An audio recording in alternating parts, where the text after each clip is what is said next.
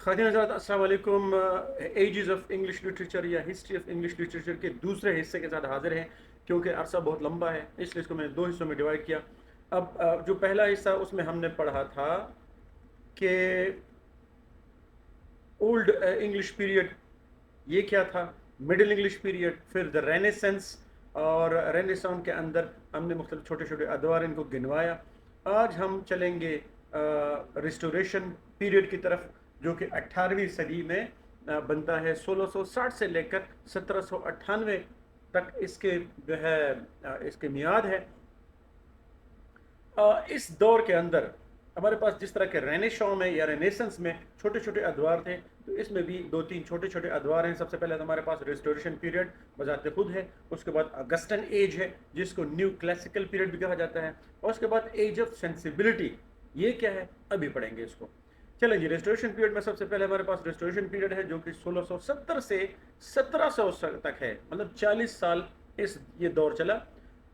इसमें theatrical revival will comedies of manners, theatre को दोबारा शुरू किया गया, और कॉमेडीज ऑफ मैनर्स मुख्तलिफ, ये एक ख़ास जॉनरा है लिटरेचर का, उसको शुरू किया गया।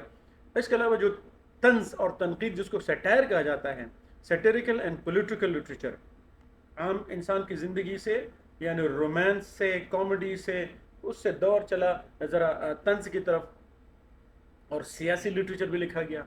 और इस दौर के बड़े बड़े फनकारों में शामिल है जॉन ड्राइडन के वर्क हैं, सैमुअल पेपीज के डायरीज़ हैं। ये दो इस दौर के बड़े बड़े शाहकार हैं। आगे चलते हैं जी, अगस्टन एज जिसको न्यू क्लासिकल पीरियड भी कहा जाता है, ये 1700 से लेकर 1745 तक, यानी 45 साल ये दौर इस पर मुफीद है।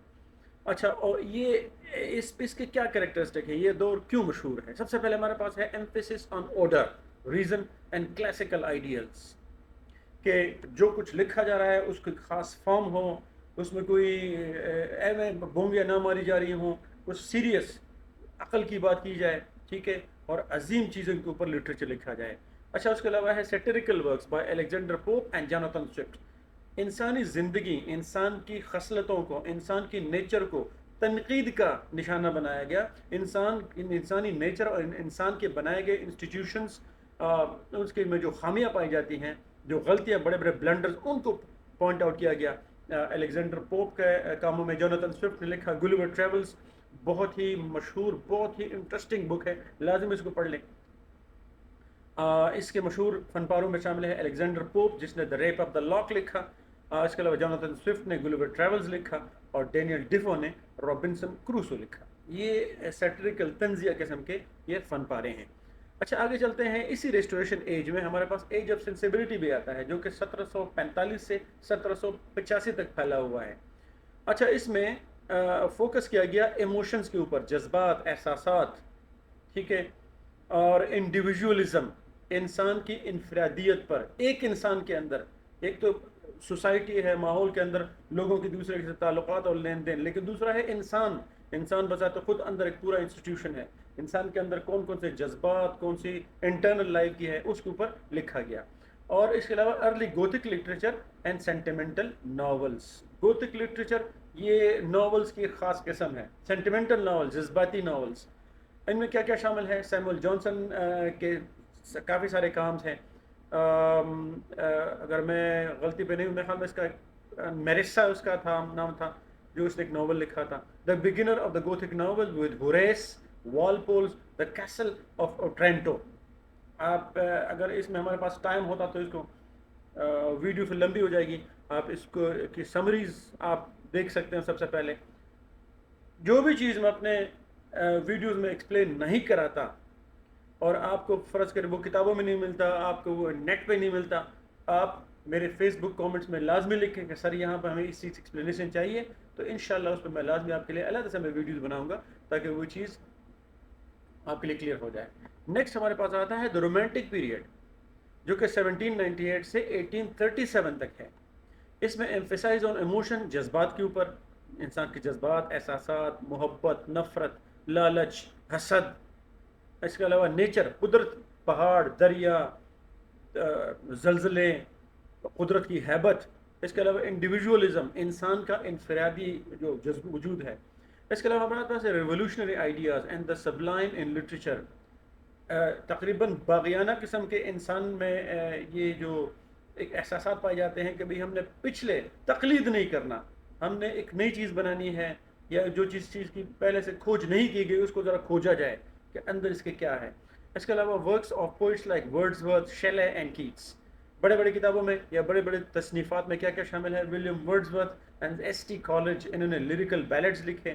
اچھا، جین آسٹنز کے ناولز ہیں، پرائڈ اینڈ پریجوڈس ہے، سینس اینڈ سینسیبلٹی ہے. اس کے علاوہ پرسی بائسی شیلے، پی بی شیلے جس کو کہتا ہے، اس کی پوئٹری ہے.